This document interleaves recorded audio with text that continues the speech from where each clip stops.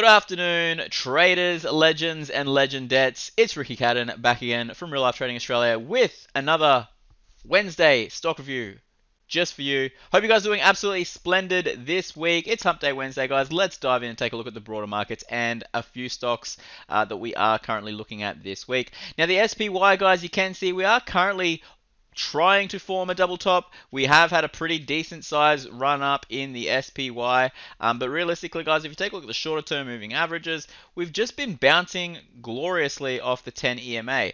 This particular level here, just around 470 and some change, is a nice level of resistance. You guys can see this if we just dive into the 30-minute chart. We've got a very strong resistance level at around 470.44. So just keep that in mind, guys.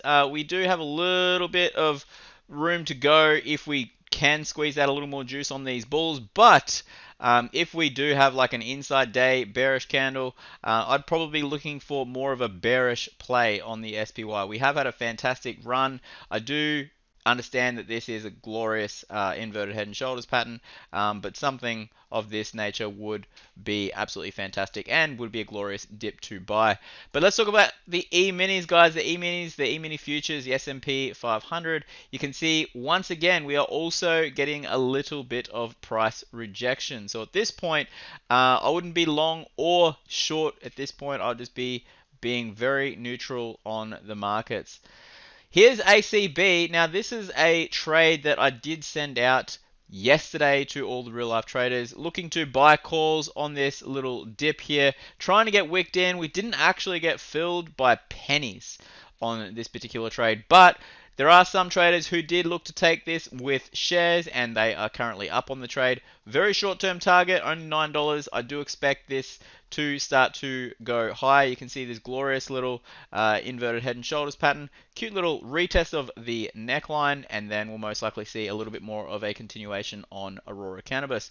Hopefully, with the legalization of marijuana, this should see some new highs, or at least higher highs, not brand new all-time highs, but we definitely will see some higher highs as we are currently getting as we speak, higher highs and higher lows. Great little trend starting off on Aurora Cannabis.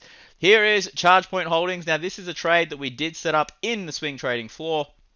We set this one up back here on this day, and a few days later, aka last night, we did get triggered. We did get wicked into this trade. Absolutely phenomenal buying location, guys. Check out this on the 5-minute chart.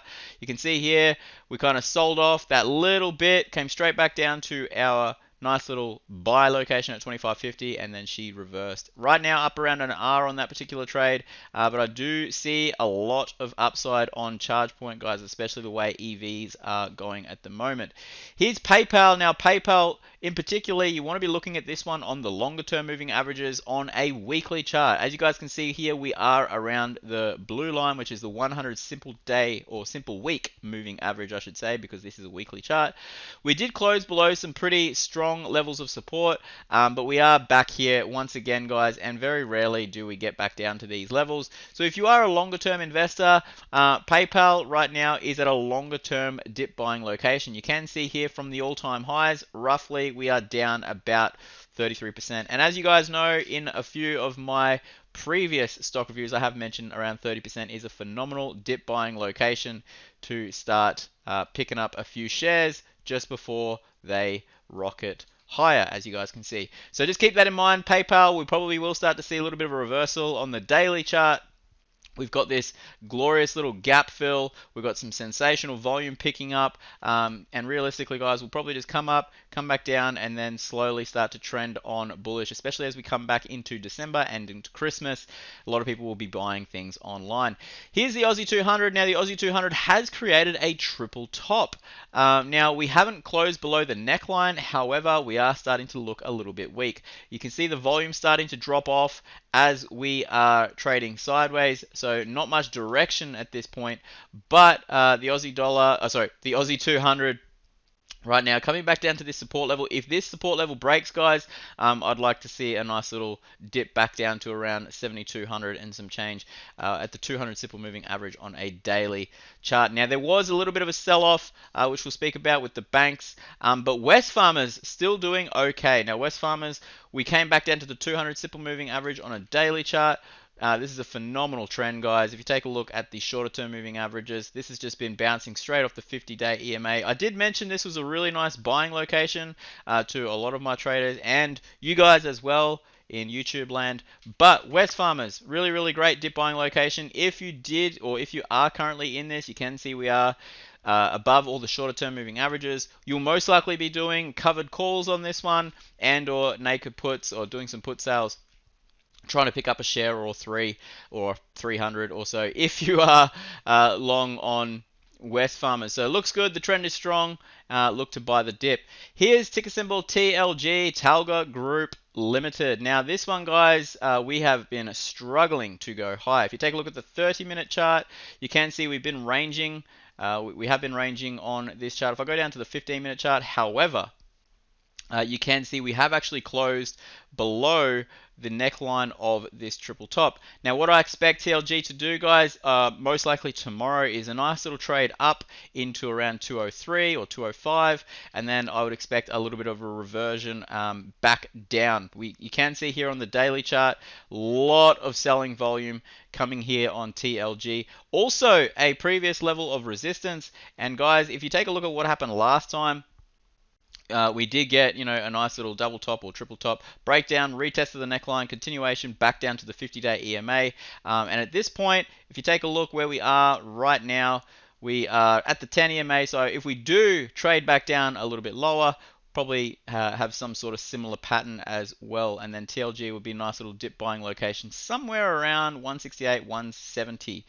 So keep that one on your watch list. Now the banks, CBA hitting some really strong margins, obviously with COVID, a lot of people getting some loans out. Cheap money is there. However, they are overlending, and due to inflation, obviously, and a lot of inflation fears, CBA is starting to go down a little bit lower. You can see we did close down below 8%, which is absolutely phenomenal. You can see we even closed below the 100 simple moving average. Pretty scary stuff. I would just suggest, guys, be a little bit patient with this one. We could see a little bit more of a continuation on CBA. Longer term, though, guys, obviously CBA will go higher. But everyone knows that the housing market has been in a little bit of a bubble and most likely will pull back, especially if they do start to raise rates. You can only give out money for so long with low interest rates without being able to pay them back. So just keep that in mind, guys, with CBA. Here's crude oil. Now, crude oil, I did mention, was most likely going to come back down that little bit lower. We're holding support here. We did get another gap down today on the futures, so just expect probably a little retest and then a continuation. I'd love to see this one back down at around 75.61. Here's gold. Now, gold, guys, obviously with inflation as well, you would most likely expect this one to go higher.